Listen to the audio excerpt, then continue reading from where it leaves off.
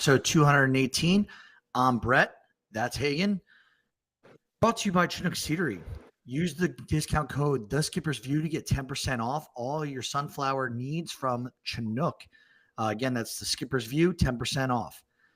Go check out as well Stat Soldier, new website that Dean and Padres have created. It's awesome. The graphics are sick. We're using a lot of those photos in our blogs and our tweets. If you've been noticing them, they're super, colorful, and they're super simple. And they're really good player profile of exactly what, baseball nerds like us want to see on a player page. So, Hagen, we have a lot to jump into here. First and foremost, this is the hot corner segment. So let's talk about the hottest team in baseball, and that's got to be the Cleveland Guardians. So in the last 11 games, they're 10-1. They were riding a 10-game win streak. And then that was, they obviously lost last night. But right now, Cleveland, and we're going to talk about a few teams here before we really go into the playoff field, but Cleveland was an afterthought kind of as an American League wild card, maybe, and now they could take the division. This is kind of wild, and not only can they take the division,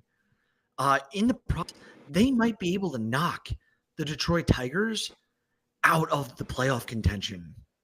It's very, very possible. We'll see. There's a bunch of teams right here that are, in that 84, 85 game win mix between Boston, Cleveland, Houston. I think at this point, we'll talk about the American League in a little bit, but like, Hagen, did you see this, especially with this, the unpaid administrative leave of all-star closer Emmanuel Clase? What have you noticed about Cleveland here? Or is it just random? I mean, I think they were the biggest playoff lock this entire year just because of how big they got a lead in the AL Central, knowing it's probably the weakest division in all of Major League Baseball. I mean, as of August 25th, the Guardians were 12 and a half games back. Even then, even 2 weeks ago, I don't think anyone had them winning this division. And now they're 1 game back. They have 3 games against the Detroit Tigers coming up. They can easily win this division. And you can take it 2 ways. You can say how well the Cleveland's been playing at 10 of their last 11, like you just said. Or it can be Detroit, who's been not a good baseball team for quite some time now. They're 1-9 their last 10. And the crazy thing is, actually, like an idiot, I'm in the playoffs right now in multiple fantasy leagues, and one of them I'm like fighting for first. I probably have no realistic shot in this Roto League. I'm still 6 points back, but I forgot to start Tarek Skubal, and he was a dog the other day in his last start. He was very good, and it's like, how is this happening to Detroit? 1-9 in their last 10 games, and if this continues, this is kind of what we saw last year with Detroit, where it was like lack of rotational depth, and they relied too much on spot starts from the bullpen. And now it's like, is Tarek Skubal again? We all know he's a walking quality start. He's going to win probably unanimous Cy Youngs here. He might not win unanimous this year, but I think he should, especially considering the latest stint with Detroit that he's still pitching well. So we'll see how that all unfolds. But Detroit really needs to get it together ASAP, or it's been like, what a waste of a first half, and what a lead they had in the American League Central. To pin your point, we all thought Detroit was good and locked in the playoffs, and people, this is baseball. Like this will happen if you don't win series. And we talk about it all the time, that wins always matter. No matter if they're in May, April, June, July, they always stack up. Let's talk about Milwaukee, because I want to, really, before we get into National League playoff talk, we keep talking about Milwaukee like they're like not supposed to be doing like what they're doing and how good they've looked as a team in 2025. Hagen, this is their 3rd straight National League Central title. The Cubs are in the National League Central. The Reds, who have all these promising prospects. The St. Louis Cardinals are in the NL Central. And then you got the Pirates, who, obviously they got a youth movement in the pitching factory, but no one's expecting them to be winning playoff games here. What does this tell you? Like, are we all just constantly underrating Milwaukee? And you were there this weekend, so how was it? I mean, it was good. I think you even see even more just seeing whatever their lineups, their stats displayed on the scoreboard is. You kind of look at it even more, and you're like, there's not – obviously you have Chourio there. You have Contreras there who's had a down year. You have Yelich there. But you look at everyone else in the lineup, and it's just kind of like the numbers are like, you wouldn't think they're the best team in baseball, but it's the numbers in the lineup. But then watching the game, they come through and it matters. They play tough baseball. They don't strike out that much. And if they do strike out, they're going to foul off 3 or 4 pitches before they do so. They run the bases well. They take the extra bases on bad throws. They're just a good fundamental baseball team. Like, I mean, it's if you're going to have to be, if you don't have all these stars and the superpower like that. But I think you are too. I think this whole season have been underrating Milwaukee from the sense of I thought about like them going in the playoffs. How would I feel about facing them? And for a long time, I was like, I don't care what the record is. I'm probably going to feel comfortable playing them over any of these National League teams coming from. And now I'm just looking at it. I'm like, I don't want to play Milwaukee right now. I think, granted, you can say about pretty much 5 of the 6 NL teams you don't want to play, but Milwaukee just does everything right. And they haven't had Trevor McGill, their closer. He's been out for a while. There's a few injuries we'll talk about later, too, that just came up. But this team, we said 3 years in a row now. It's just, I think we are kind of sleeping on them a little bit. We all know the postseason every single year, or at least be within the chase in the last week of the season. But this is the first time in a while that I felt very confident in Milwaukee going into the postseason, thinking that they're a real threat to win the World Series. Yeah, I think like unfortunately, and we were going to mention this in the IL. We'll just mention it now. Brandon Woodruff, obviously, I don't know if you would consider him the ace, but the fact that I could consider him, like it's up for debate. Milwaukee's just been so good. Like Freddie Peralta's for this season alone, probably he's the ace of the rotation there. But you got Brandon Woodruff, you got Jacob Mizorowski. Logan Henderson has been making rehabilitation starts, and he looked very impressive when he was up. Milwaukee also, who's the other guy who just went down? Was reporting about him. Jose Quintana. Just hit the IL due to a left calf strain, and Woodruff, who we all know had an extended absence prior to this season, from I think it was shoulder surgery he had. He's now dealing with a strained right lat, which is like bueno, obviously, but I don't know. Milwaukee, like I think they can absolutely win a World Series. I'm just saying I felt a lot more safe about that pick about 7 days ago. And like they're still playing well. Woodruff and Quintana, you want that rotational depth. And Milwaukee, like they do have a really good bullpen. We bring up guys all the time in the bullpen. So I think they can handle those 2 injuries, but obviously heading into, postseason baseball, you prefer that not to happen to 2 of your frontline starters there. So, let's keep going though. So covered off Milwaukee, covered off on Cleveland in terms of, hot performances right now. We got to talk about a team not so hot. And unfortunately it's your team, Hagen. The Mets, they were once 21 games over 500. They had a playoff spot every day since April 5th. They're now technically out of the playoffs, and Cincinnati is projected to get in the playoffs in that wild card spot. They have a payroll that's $222 million less than the Mets. Hey, what are your thoughts right now? Are you still optimistic, or do you think where are you at? There's a lot of thoughts right now. Obviously, as a Mets fan, you have to be optimistic. That's part of what being a Mets fan is you got to believe no matter what's going on in the season.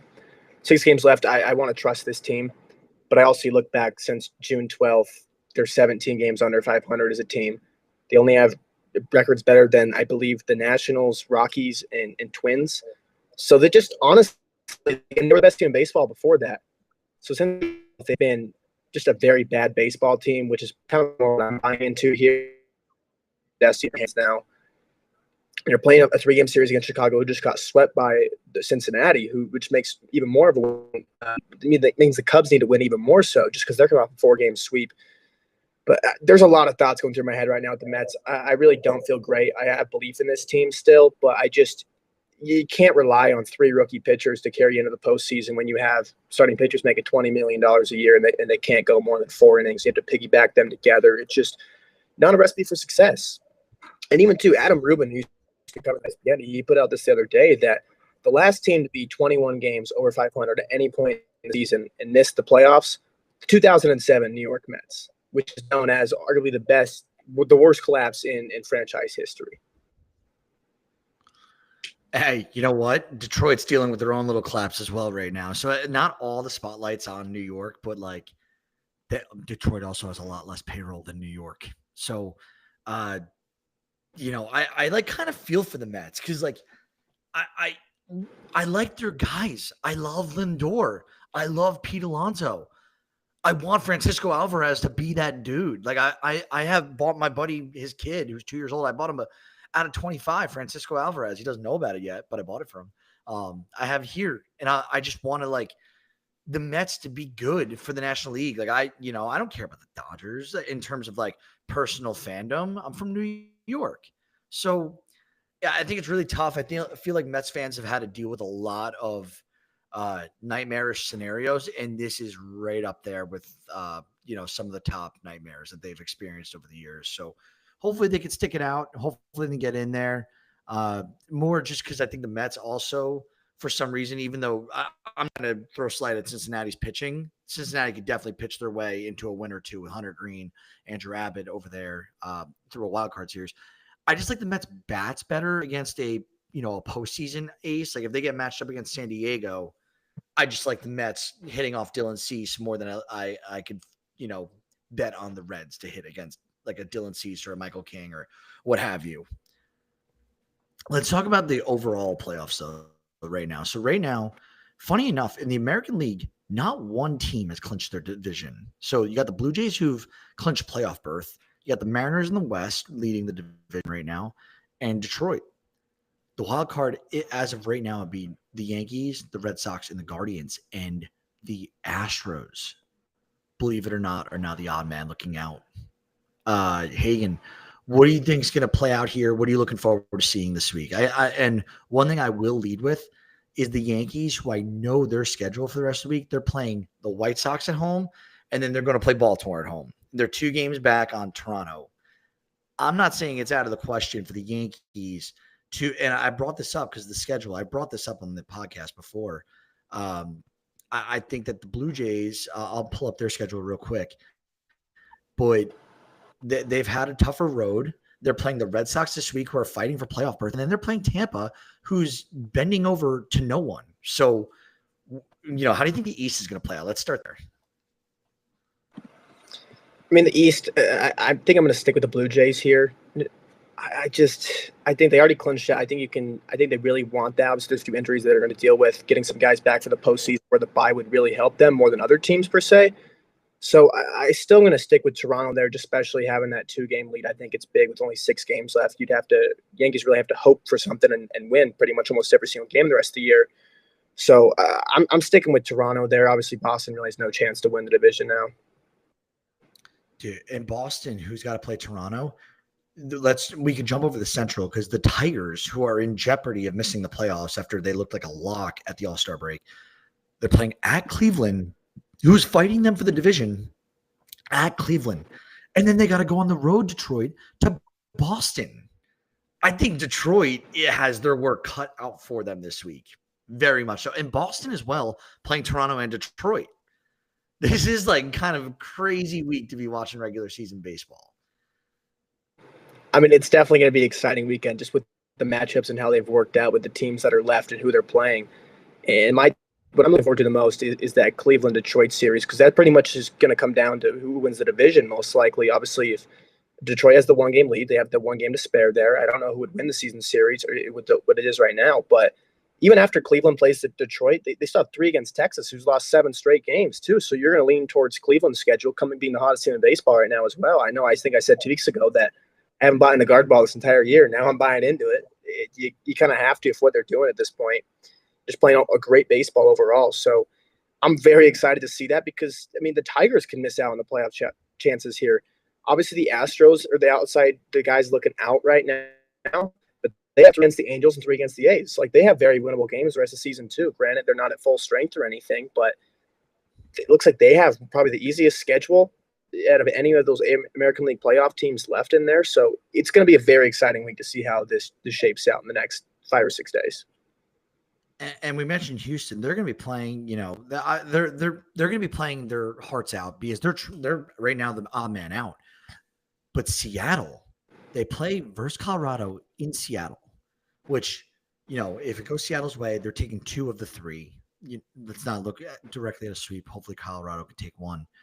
But then their last series of the year, Seattle, they're playing the Dodgers, dude. And the pitcher matchups I'm looking at, and this is according to ESPN, game 1, which would be Friday, is Kirby versus Kershaw. And then It's Gilbert versus Glasnow, and then Bryce Miller versus Emmett Sheehan. That is playoff baseball. If I've ever heard it, seen it on a piece of paper, that is it right there. That series is going to be so critical because obviously the Dodgers are still fighting. We'll jump to the National League in a second, but I think the West, the Central, and the East all might have massive shakeups here in the last 6 games of the regular season. I mean, we already did see a little bit of a shakeup out there in the West with obviously going into that Houston and Seattle series. I don't think anyone thought Houston was going to get swept during that, and that's almost locked up. Obviously, they're 3 games out, 6 games left. They have to win the games rest of the season still, but the Mariners a chance to win the division. And I was thinking about the other day, like I've never seen the Seattle Mariners win a division in my entire life. I think it's incredible for Seattle's fans. I think. Obviously, I've already said you're a very closeted Seattle Mariners fan out there. I like the Seattle Mariners. I love that roster. It would be great, too, especially with the Cal Raleigh. And Julio Rodriguez has been second half Julio this year. They have an amazing pitching staff. You could probably say they're the favorite right now in the American League to come out of it, especially with how well they've been playing recently. But it's great for Seattle to see them have the chance to win their first division since, I believe, 2003 or 2001. I don't even know. That's a good question, and we could look it up as we're going forward. But it's been a while since they've done it. I also, by the way, out of my 3 individual balls, see the rest have typical plastic casings, except for the box here in the middle that I'm pointing to. That's Mantle and Hank Aaron. Of course, they get their own little box together. These 3, the only other 3 guys that I have out of all my baseballs that are in these little plastic things that are in little turf bottom nice cases.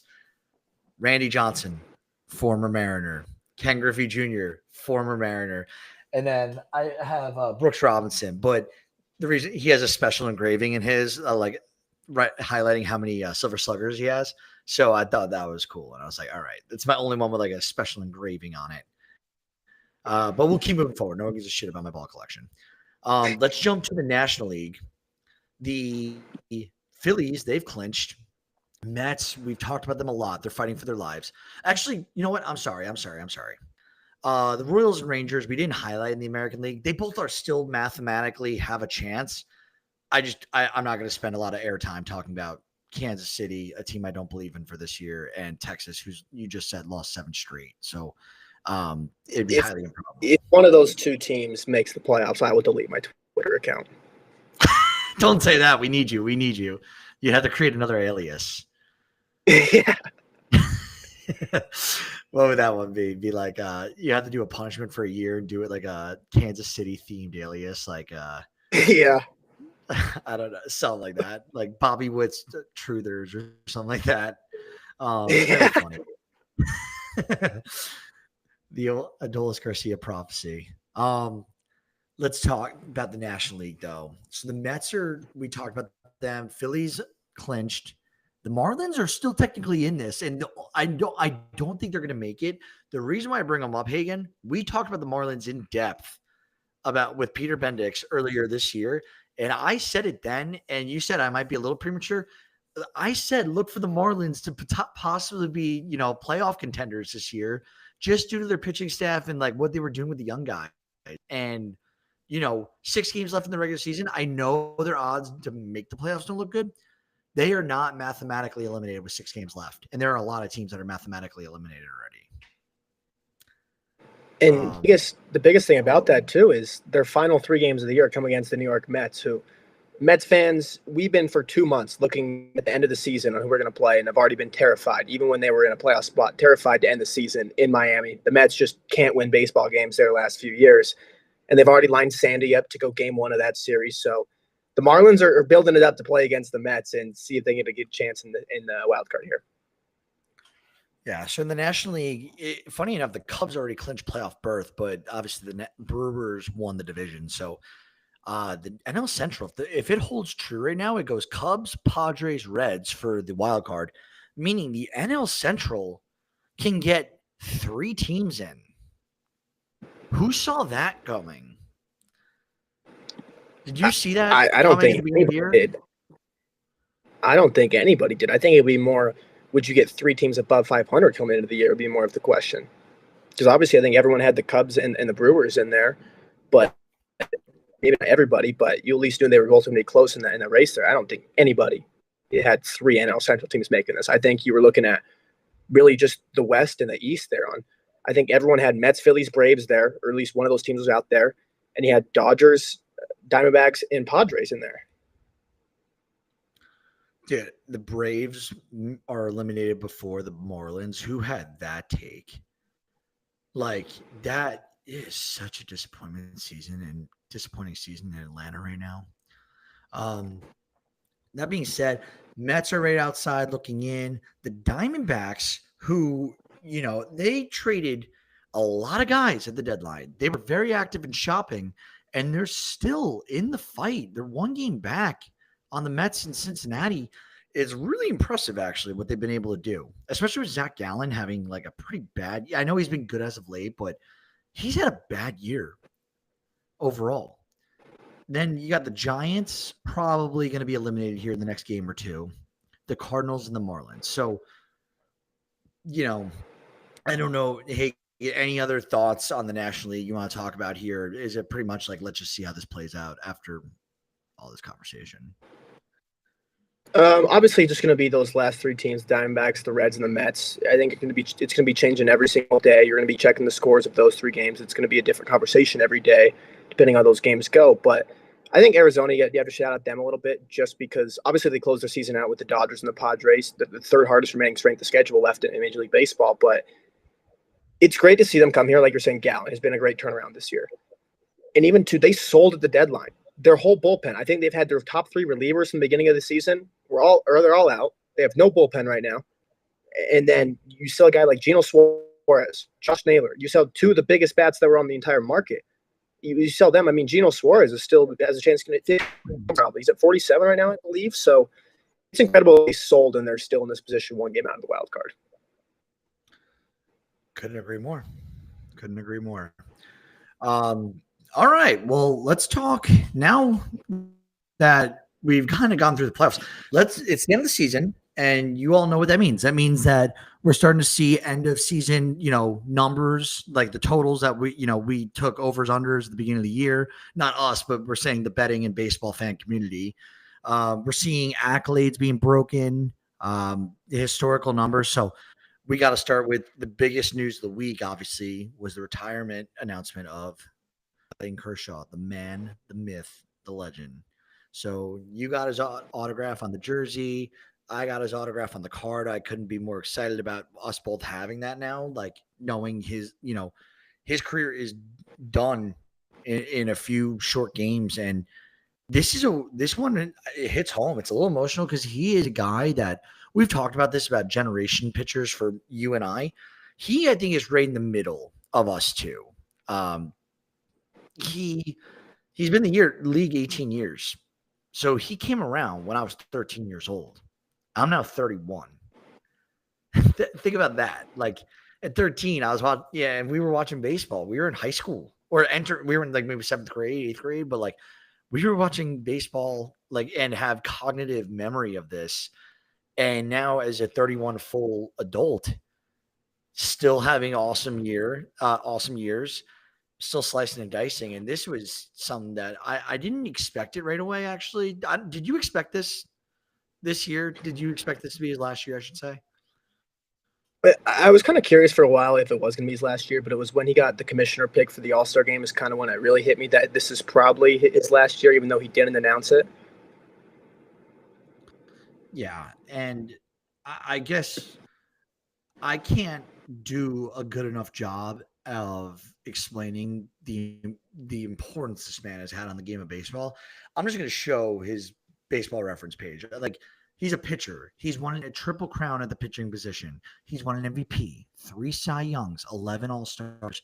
Read the page, people. He has a career 2.54 ERA and 80.5 WAR, and that's through almost 3,000 innings. He's in the 3,000 strikeout club. There was nothing, and he's got World Series titles. There was nothing more that this man could do than what he's done in baseball. He's had arguably one of the most rewarding careers a player's ever seen in the game of baseball. you know, we're losing a good one. And I'm saying like he's dying. He's just moving on to the next stage of his life, like being a full-time dad and like other ventures. I'm sure he wants to play golf and shit. I don't blame him. But this is just, as a baseball fan, it's like, damn, Clayton Kershaw is done throwing the ball in a few games. What are your, where are you at with this? Obviously, kind of like you were, it is just kind of sad because it's just childhood ending. I haven't watched the Major League Baseball season without Clayton Kershaw being in the league. So it's kind of weird on that aspect where I've seen him be the MVP for him. I've seen him being able to deal at 36 years old. I mean, this guy spent over half of his life playing Major League Baseball. That's not including the minor leagues, his high school ball, his team. Like this guy's played baseball his entire life. And he's 36, 37 years old. And now he's going to call it quits. So it's definitely been a huge life change for him. But just congrats on an awesome career. I mean, he's top 10 pitcher of all time. You can make the argument that he's the best left-handed pitcher of all time for the era he played in and all that. I put this out the other day. He's the second pitcher in MLB history to have 3,000 strikeouts and an ERA below 2.6, joining Walter Johnson. I mean, it's an incredible career that Clayton Kershaw did. And it was, I don't know, it's very sad seeing him do that. Obviously, I think the reason why he waited so long to kind of announce it too is because he's not someone that wants this huge spotlight on him. I mean, even the last game, his teammates let him take the mound out there by himself, and he was calling him back out there, come out there. He didn't want to be alone out there. But it's incredible to see him play Kershaw, especially when he spent it all with one team, where that's very rare to see nowadays for guys spending 1 year with their career, especially with the business side of baseball. But I thought it was amazing to see it, especially pulling him out. Obviously, you want to see more before a third, but I think pulling him out after a strikeout, too, was very fitting for Dave Roberts there to let him get his moment, too, from the crowd. Let him walk off there after striking a guy out. Let him get his moment from the crowd. And then even after the game, when he had the pickaxe and he was removing the mound by himself, that was really cool to see after, especially just because, I mean, this guy's not even just meant a lot to baseball fans or just Dodgers fans. I mean, just what he's done for the sport as a whole. I mean, how many kids in your backyard? I mean, growing up, you're going out there replicating pitching motions. Kershaw is one of the biggest guys that everyone would do back there when you're growing up playing football in the backyard. You're going to imitate Clayton Kershaw. I mean, this guy's done a lot for the game of baseball, and it's definitely going to feel weird without him being in the sport. Yeah, it's definitely going to feel weird. I think that's a really good way to put it. Like, I just had to Google it because I wanted to. This is according to AI, so if it's wrong, sorry. Clayton Kershaw's thrown estimated 46,250 pitches that have been tracked by Pitch FX, the Pitch FX system. So this is regular season, postseason, spring training between 2008 and 2025. 46,000 and change pitches this guy's thrown. His arm, the fact that it's still intact is a miracle in itself. It's insane. Yeah, but we can go on all day talking about Kershaw and just like his legacy. Like, he seems like a real cool dude. Like, I'd love to hang out with him sometime if he'll ever have me. But yeah. Anything else you want to talk about Kershaw before we move on? I mean, it's just going to be really cool to see him. I don't know if he's going to get a start. Probably not going to get a start in the postseason, but it's going to be interesting to see if he is make a postseason appearance and if he can kind of change the narrative on him a little bit. If he can change the postseason, he can't perform there. But it was really cool to see him get his. Obviously, he has the COVID ring, but some people don't count that. I can see it was a different scenario, but it was cool to see him last year get a true ring for that means last year with the Dodgers, and it would be pretty cool to see him get a second one. I can go all day actually now thinking about this. Like, I'll mention this real quick. The more and more I think about playoffs, like, I think especially in baseball, I'm not going to comment on other sports now because I haven't thought about it as much. But baseball, I understand the clutch factor. Baseball, because of how strategic the game is and people could pitch around you, they could, you know what I mean? It's not like you're an NBA player and you're making the same three-point basket while wide open from a specific spot every time. Like that's I think easier than like, hey, we have a guy throwing a 98-mile-an-hour cutter against you this inning. The next inning, we're throwing in a lefty who throws like a crazy vert curveball against you, and they're purposely trying to, you know what I'm saying? Like, I think like Aaron Judge, Clayton Kershaw, they both get bad raps for postseason. They're two of the best guys that's ever played the game of baseball. Like, I think it's a little harsh to comment on their postseason when very limited sample sizes. And we know in baseball, we take big sample sizes to define who a good player is. So I hate that aspect about that. I think that's a good call out, and I would love to see him actually just shove now to, get the playoff reputation a little away from him a little bit more, especially at age 37. It's like, dude, throws his best game out there ever in postseason 37. Who's going to talk shit about him? No one, except for haters. Let's keep moving, though. Another guy who's had an awesome year, and we brought him up virtually every episode, Cal Raleigh. So he hit his 55th and 56 home runs last week, breaking Mickey Mantle's single season record for the switch hitter and tying Ken Griffey's franchise mark. And this happened back on September 16th. Today's the 22nd as we're recording. So he was tied with Sosa, who did it in 98, Piazza in 2000, Luis Robert Jr. in 2023, Judge in 2024, and then now Raleigh in 2025. In terms of, hitting those 56 home runs. Now, a few days later, Cal Raleigh's now 58. He's broken Ken Griffey Jr.'s franchise. Hagen, I think we just naturally have to talk about, is Cal Raleigh now back in the MVP? Like, I don't say like he wasn't out of the MVP conversation, but I feel like the last 2 weeks has kind of been like, no, it's totally Judge. No, now Cal Raleigh deserves a chance. And then it's totally Judge. I think it's going to be a tight MVP race, I think. I think a lot of people are going to vote for Raleigh. I was thinking about this morning where just looking at the stats compared to him and Judge now, where obviously he has the lead by 9 home runs. He's behind by 0.4 average. That gap is very, very slim now. It's very hard. I honestly don't know who I would pick with this MVP right now because Judge has been the best hitter in baseball. I mean, he's 38% better hitter than he had this year by WRC plus. But it's just so hard, especially when you factor in that Cal Raleigh has caught 118 games this year and DH 35 of them. He's catching at an above average level. I think by fielding run value, he's the 39th ranked fielder in baseball. Aaron Judge is the 67th ranked fielder by fielder run value. So, and that doesn't factor in what he has to do with his pitching staff, ready for games and all that. So it's so hard to me. I know betting sites have it as even. I think they were both minus 115 together on who would win MVP. I genuinely do not know where I would go with this pick. If I was a voter, I would be very tied, especially it's one thing if he doesn't hit. It's different if he hits his 62 home run mark that Aaron Judge did a couple of years ago and he ties that or breaks that. But if he doesn't, I hate to just put an MVP race just on home runs too. I don't want to just be, just because he hit 63 home runs, he deserves the MVP, because that's not how it should be. But it's so tight that I think something like that might come down to be the final factor on it, because I don't know where the voters would go at this point. I think it would be very close either way. It would be probably a 16-14, a 17 with the way the voters would go with either way. I could see winning it. I'll say this. Yes, I'm going with Judgy here. This kills me because this is now like the third or fourth MVP race in the last few years, honestly, where one person has this nasty season, and that's exactly what Judge is doing. He, in terms of batting average, he's batting 326 on the year, which is first in baseball, compared to Cal Raleigh's 247. So Judge is not only hitting the shit out of the baseball, he's also hitting for power. And that's why he's going to eclipse 50 home runs this year. He's at 49. That's fourth in all of baseball.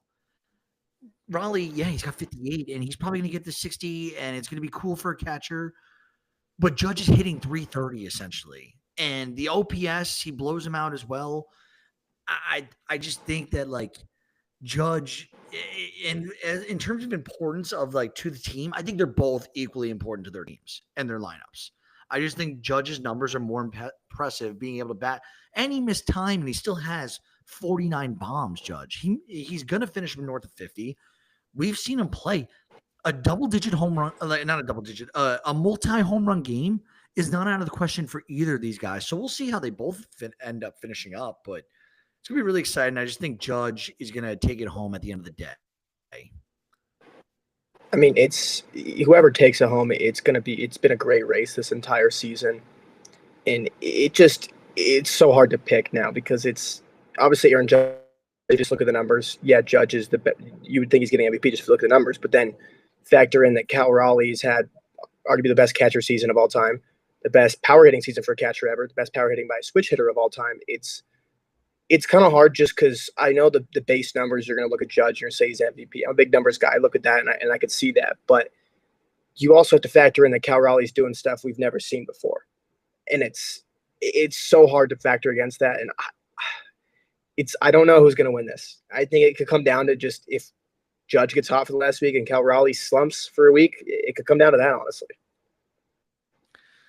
You're absolutely right. Like either one of them could slump this week, and our entire narrative has changed. Let's jump ship from the current AL MVP race to a guy who used to win AL MVPs like it was candy, and that's Mike Trout.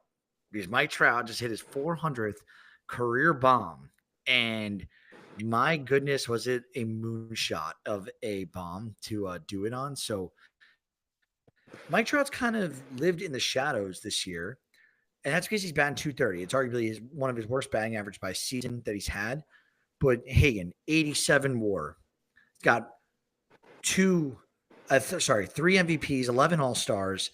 He's won 9 Silver Slugger awards with now 400 bombs. This guy, without a doubt, first ballot Hall of Fame. Yeah, he's first ballot Hall of Fame. I mean, he's already 29th in F4 of all time. He still has a chance to be the 21st person ever to break the 100 WAR, which is still – it's going to be a little bit of a climb there now with where he's at this part in the season or in his career. But he's got to be a first ballot Hall of Famer. It's when I started getting into baseball, Mike Trout was the one everyone wanted to be. He's got a little bit forgotten about. I think just because now with the social media and all this, we just look into recency bias more on who's performing now. Talk about Judge. You don't talk about Mike Trout that much anymore. And I get that he's older and he's been hurt for a long time, but it's weird that we haven't talked about Trout when he's had a really healthy season. I know his WAR is only about 2 this year, so it's been a down year for him. But this is awesome to see that you get that accolade from, especially when it was a few months that he was just doing on a power drought and he wasn't doing it all. But then he's also sold out for the power, but he wasn't hitting any home runs, and it felt like he was sitting on this milestone for a long time, honestly. But it's incredible to see Mike Trout get this. I mean, I think if I look at my generation when I got into baseball and over the course of my life, like what players have meant the most in my life to Major League Baseball, I think Trout's got to be there because before his career started going downhill, it seemed like everyone was saying that this guy could end up being a top 10 player when it's all said and done in Major League Baseball history. Dude, I don't know if you were while you were going, if you're able to see what I was presenting. It was his baseball reference page. For anyone who is listening audio only, there was a 9-year run between the 2012 season and the 2020 season, 9 seasons in a row, where Mike Trout finished top 5 or better in MVP voting. And out of those 9 seasons, only 2 of them was he outside of the top 2 in MVP voting. Meaning this guy in 7 out of 9 years was the best player in baseball or the second best player in baseball. And then, the 2 other years, he was the 4th and 5th best player in baseball, according to MVP votes. So unreal career Mike Trout's had. I will mention, we almost have to talk about it just because of the 400th and what happened. I don't know if you saw this. He, I guess, made a deal with the guy who caught the 400th home run ball. The guy just wanted an experience. He didn't want like a payday and asked to have a catch for Mike Trout, where I get it. That's really cool of you to like do to Mike Trout and not make him pay. Hey, and you're making, and if you catch a big ball and someone's coming to you, you're making them pay for it, correct? Yeah, that was my first takeaway. Was like that was a really cool moment, especially to see like Trout. It felt like it meant a lot to Trout too, playing catch for that guy, and it felt like it really touched him doing that. But it's really cool to see that. But at this stage of my life, it's a 21-year-old. If I caught Mike Trout's 4th home run ball, I would be getting that payday, respectfully. Dude, I'm 31. I would have at least negotiated. I would have been like, all right, let's have a catch. Let's give me a ball that you like inscribe. Like I wouldn't have him inscribe anything. Like I would just have him do his like stats or whatever or accolades and Mike Trout, and then play catch and maybe ask him for like a cash, but not fully of what a 400th Mike Trout career home run baseball is going to fetch at an auction. Just to get a little money out of it, dude.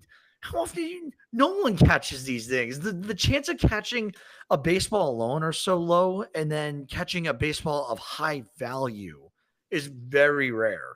Obviously, it happens, but Not to this guy. And I don't know if it's ever happened to you, but I'm selling the baseball. I don't care how that makes me sound. Let's keep going. I mean, What were you gonna say? I was gonna say I think you have to not even if it's not even just selling it, but at least like you were saying, negotiate with the team and trail on. Even if I'm not going to take this to auction, I'm going to get something out of this instead of just playing catch. But that doesn't despise that. That was a really cool moment to see though from Trout and the fan. Yeah, very cool moment. And we highlighted this earlier. The Arizona Diamondbacks, how they made all these moves, they were clear sellers at the deadline. They're still in contention for the wild card, and a large portion of that happens to be about two players. And we'll bring them both up now. Let's start with Corbin Carroll. So the reason why I want to bring up Corbin Carroll, for those who don't know, he just entered the 30-30 club. Huge accomplishment for the 24-year-old. And, it feels like Corbin Carroll's like a seasoned vet. He's 24, dude. He's 24. And the last 3 years since 2023, home runs 25, 22, 31. He's not only one of the fastest guys in baseball, he's got legit power at 5'10, 165 pounds. And if we look at the stolen base numbers since 2023, 54, 35, 30.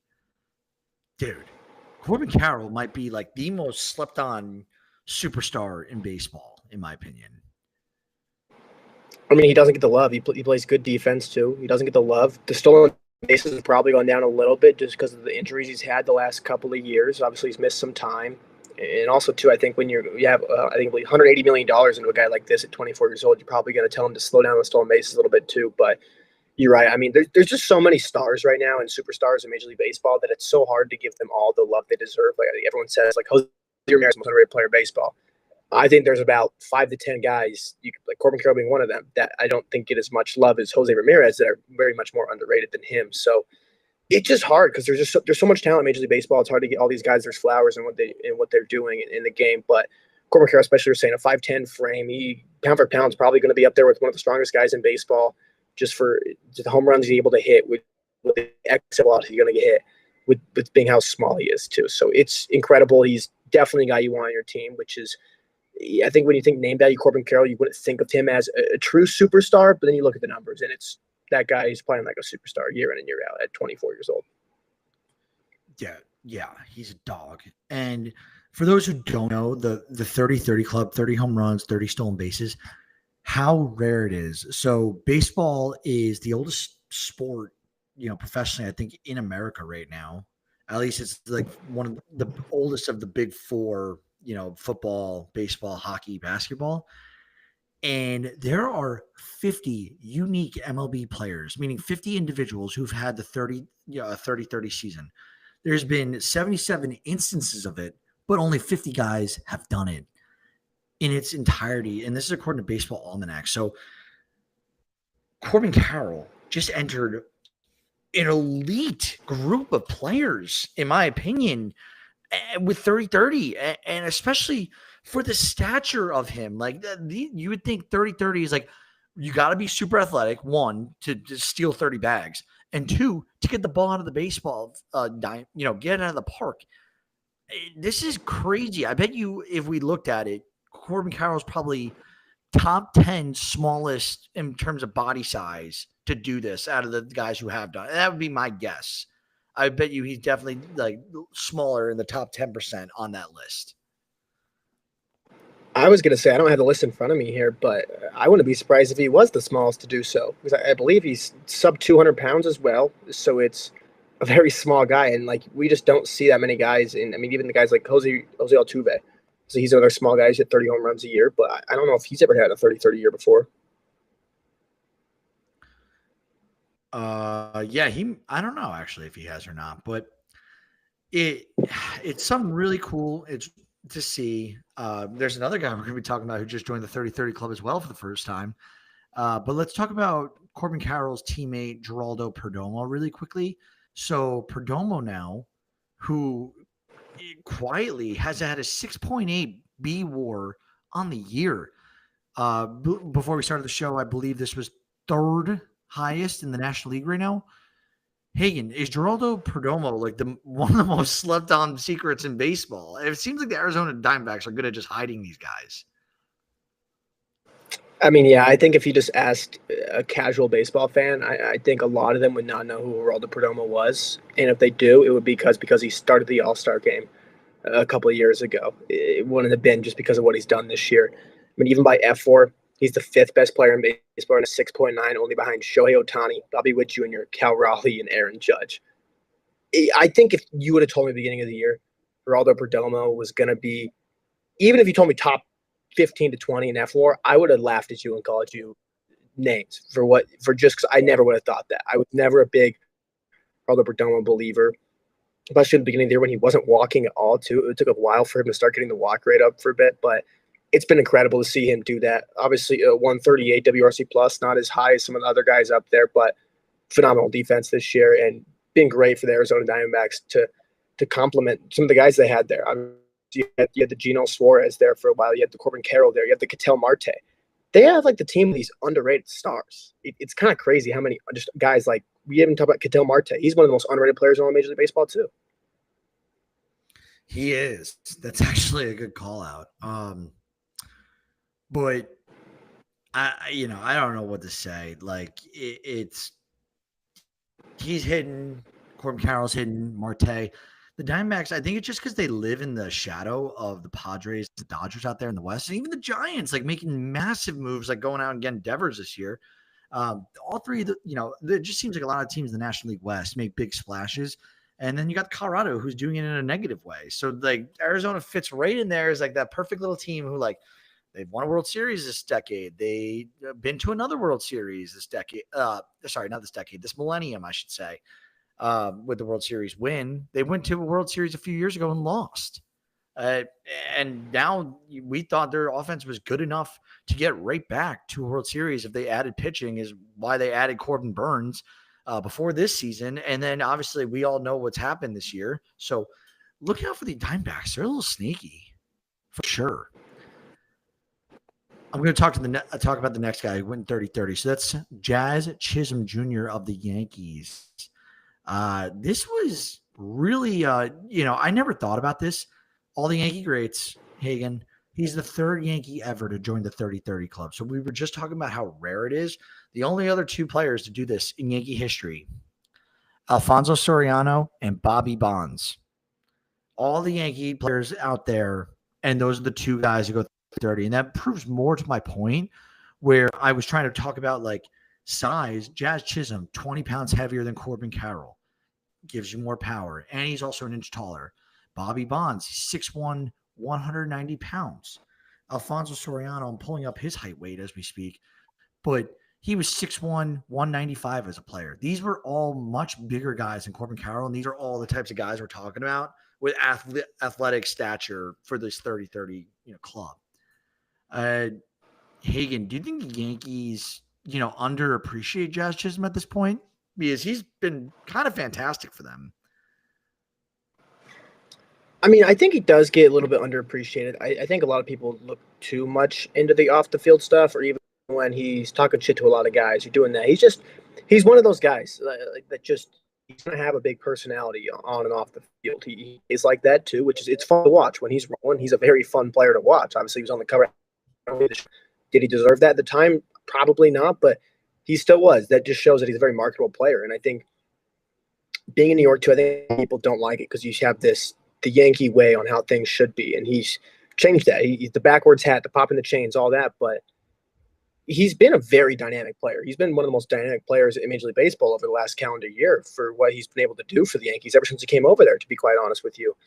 And I think a lot of people, I think they just expected him. I think it was when Stanton was down for a while and just didn't have a true superstar without Juan Soto to complement Aaron Judge. It was Jazz Chisholm was right. So I think they almost demanded a little bit more of him for that sense, and maybe that's why they thought that he hasn't been as good as they think he is. But he's been incredible for the Yankees this year. Obviously, he's a very likable or hateable player, but you can't deny that he's a very dynamic player in Major League Baseball.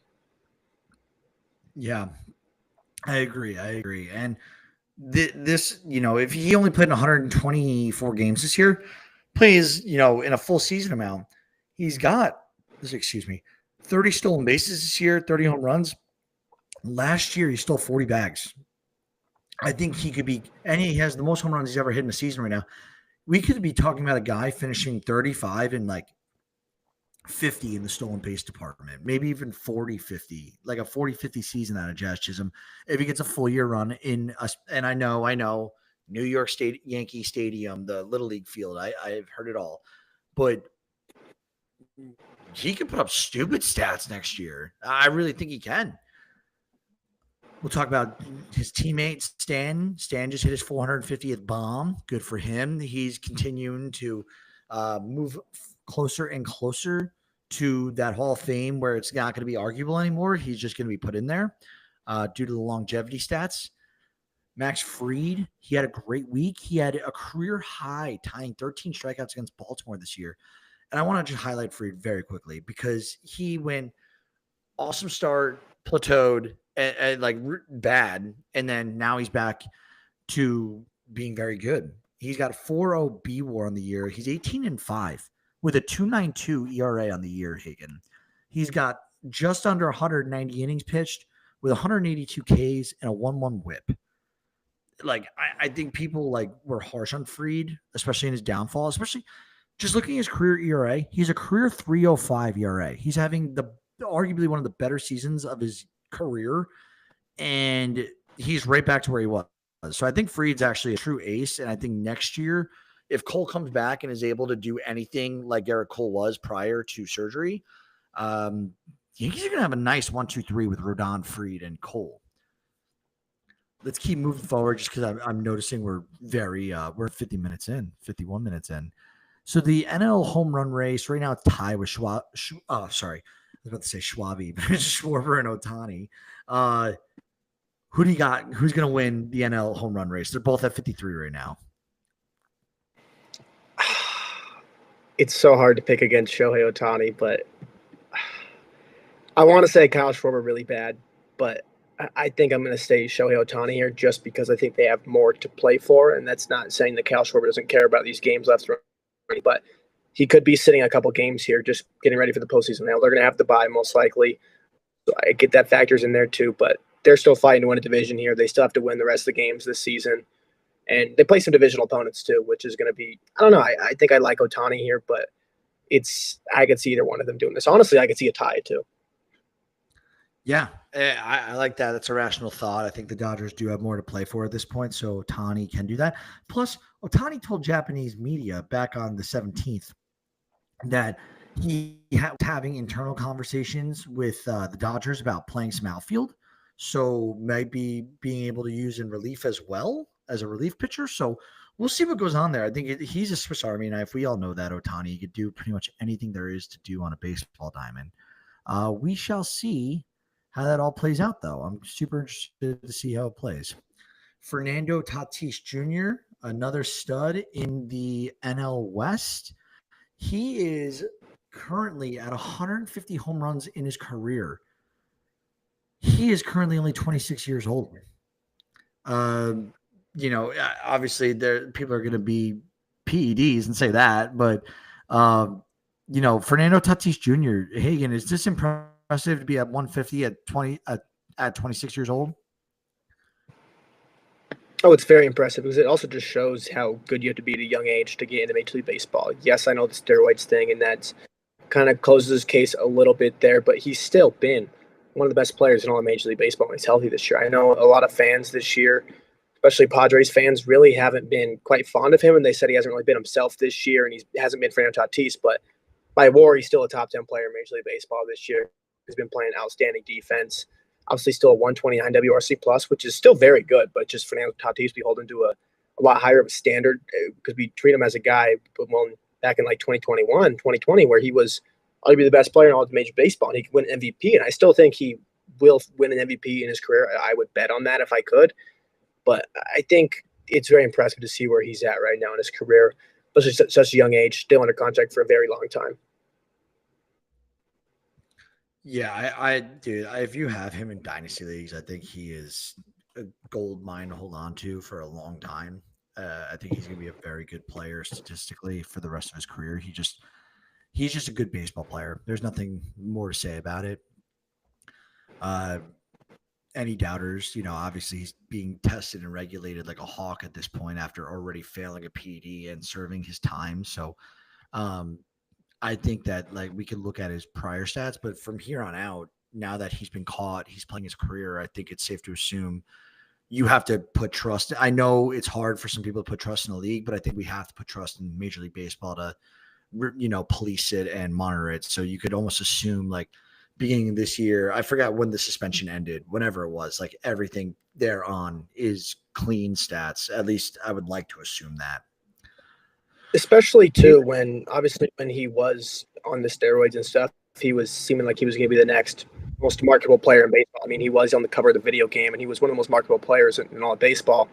Since then, cooled down a little bit because of the suspension and all that. But it's not one of these things where they're going to kind of let things fly ball because they need to market him.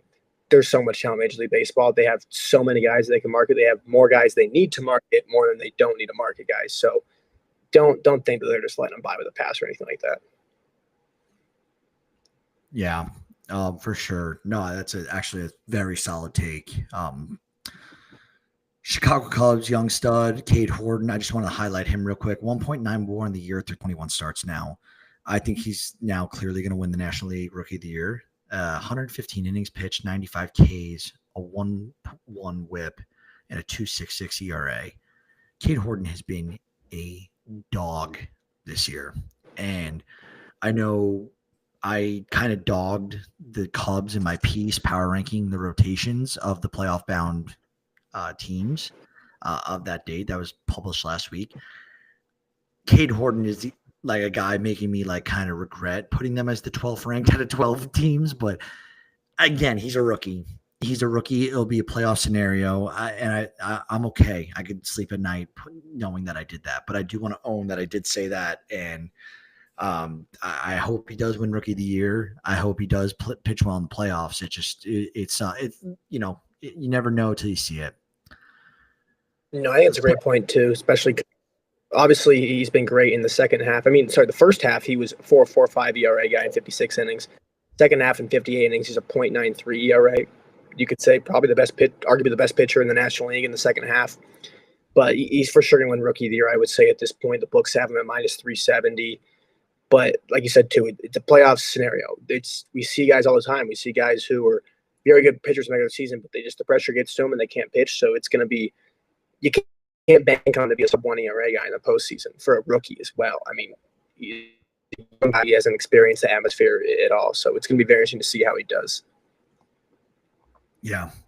Last thing before we go into MLB news and injuries, Hunter Green, he took a no-hit bid in the 7th. He shut out the Cubs the other day. I thought it was really impressive. It was one hit performance. He got the win, the quality start.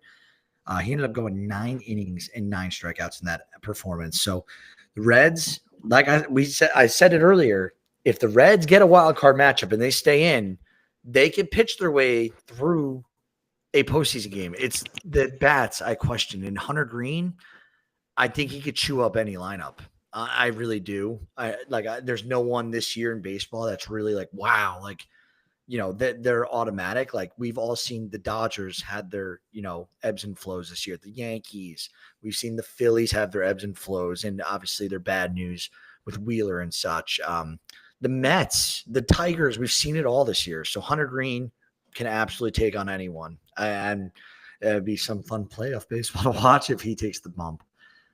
Let's jump really quick to MLB news and injuries because we're coming up on the hour mark. So Cole Reagans, he was reactivated. He was out for 3 months due to a strained rotator cuff. Good to see him back.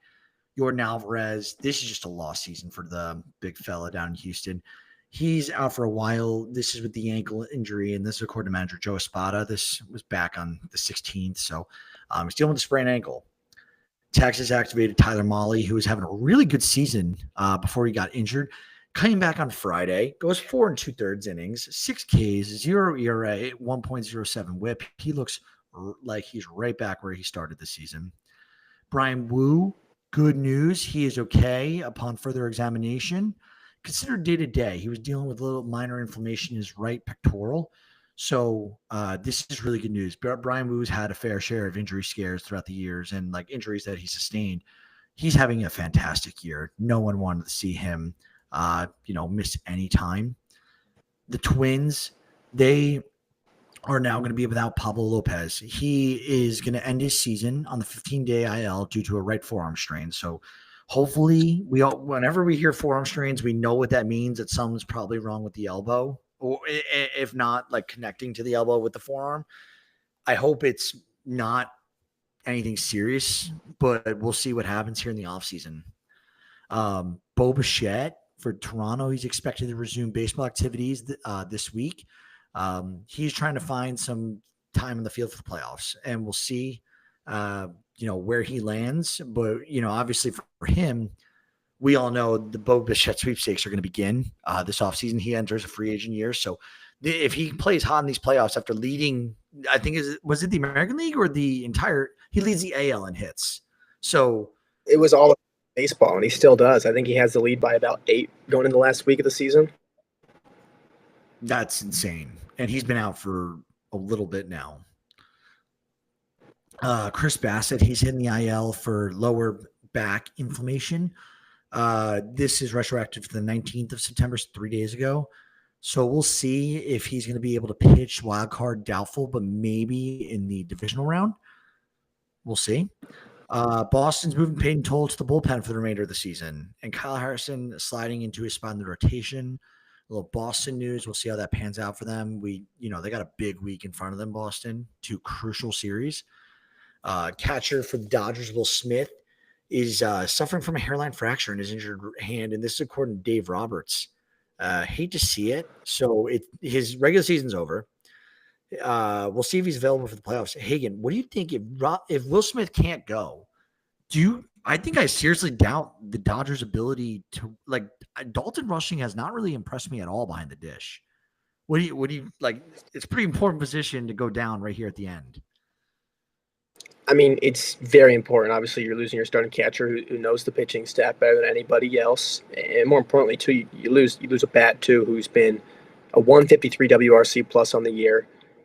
I know he's only played in 102 games this year, but he's a catcher trying to preserve him a little bit. But this would be a huge crushing loss to the Dodgers if he's not available by the postseason. But I still think the Dodgers have enough firepower to feel good about them in the playoffs.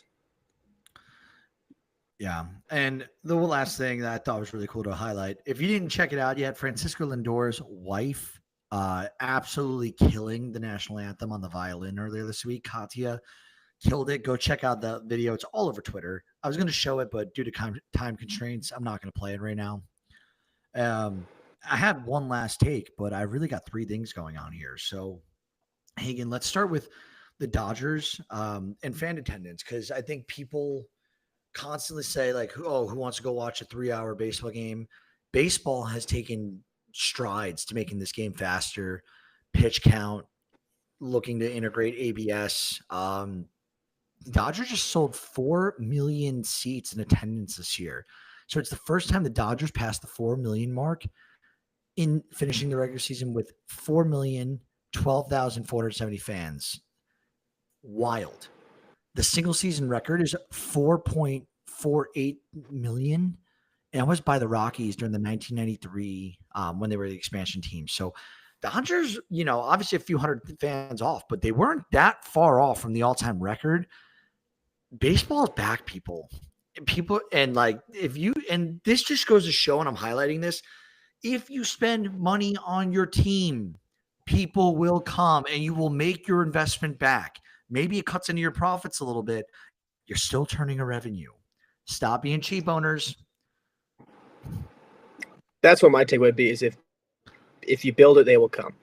I mean, I know the Dodgers, yes, they can do things payroll-wise other teams can't do. I 100% see that. But also, it's in Los Angeles. They have this crazy payroll, but look at how expensive tickets are. Look at how expensive parking is. Look at how expensive food and concessions are there. People are still showing up. You go to a game at Dodger Stadium, you are stuck in that parking lot if you're not leaving by the 7th inning for hours. It's a very shitty place to put a stadium and to get in and out of, because there's just that one main road, really.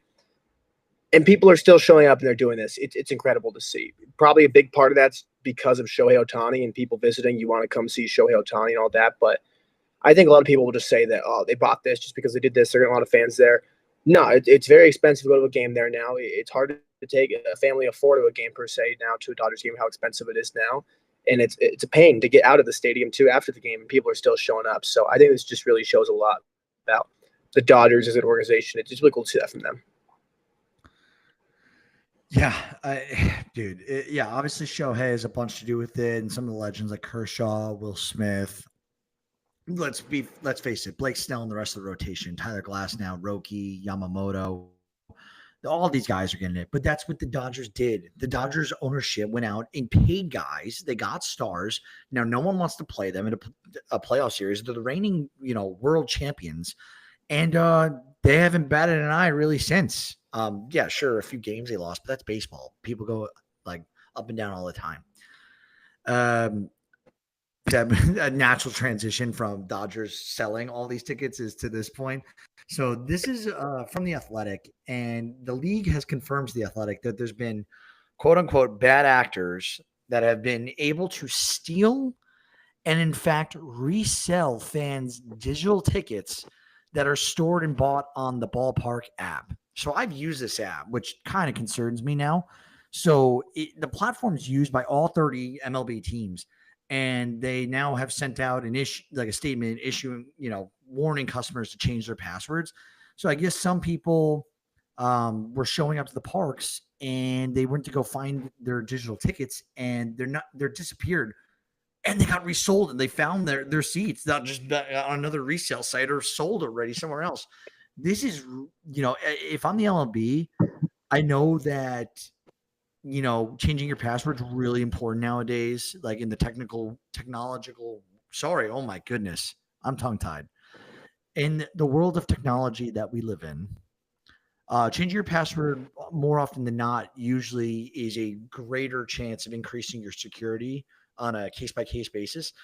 I think the MLB has to pay some retributions to these people and, give them some free tickets or something for having to deal with this. I don't know how they might have already dealt with it, dealt with the people who this happened to, but this is a very bad look for MLB to not it's on their platform. MLB Ballpark is an MLB app. I'm like pretty sure I would guesstimate they own it. So they got to deal with that. Have you heard about that at all with the ticket stealing? That was almost the first I ever heard of it. But I mean, as someone who bought tickets on the MLB app literally last week that I was at the game, that concerns me a little bit now. Yeah. And finally, last but not least, well, they are last and they are least, and that is the Colorado Rockies. This is according to Bleacher Report.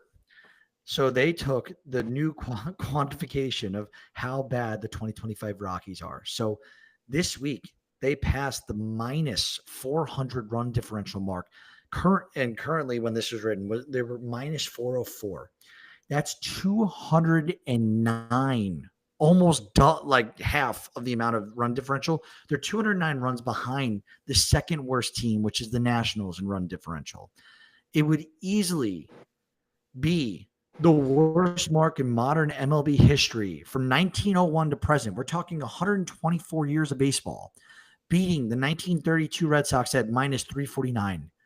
Something has got to change in Colorado, and it's got to change quickly.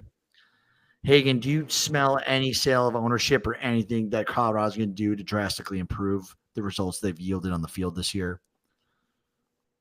For the ownership operates, I see no way that they are selling anytime soon, even though that is for the betterment of the team. I mean, even the moves they've shown, firing GMs, hiring GMs, it's a lot of the sons are in the front office of the owner and stuff like that. It's just a very not well-run organization, and it's not going to change unless you get a new owner. Yeah, and the principal owners are the Monfort brothers. I don't know, who knows them, but it looks. I think they made their money through food, Congra Foods. Do you know this? Conagra? Do you know it at all? Never heard of it before. So all their money comes from a meat packing and distributing company. It was acquired by Conagra Foods, but essentially, they're rich and they need to sell. There's a plenty of billionaires in Colorado. Sell the team to someone else who's going to care, because you're not dealing with the technology, you're not dealing with the pitching and the environment that they have to pitch in. It doesn't seem that there's any call for help anytime soon, and that's really disappointing for Colorado fans. So we'll end on that. We got a ton of great baseball this week. As we mentioned, that Seattle Dodgers series is huge. Red Sox got 2 big series. Toronto's got 2 big series. Detroit's got 2 massive series, one with Cleveland. A lot of great baseball. Hagen, always a pleasure. Anything else you want to mention before we hop off? And just like you said, a lot of great baseball this week. That's going to be, even the next time we're going to talk, it's going to be this wild card picture. It's going to shake up a lot differently. We could see teams. We're going to see teams eliminated. We're going to see teams clinch from now on. It's going to be very interesting to see what happens here. And then just from the Reed Garrett side of things, obviously being a Reed Garrett enthusiast, he might be getting Tommy John, which does suck to hear that. But so let's hope that he dodges that. Absolutely. All right. Thank you again for listening. Go follow us on the website, subscribe to our newsletter. We have new blogs coming out all the time on there. Thank you and peace out.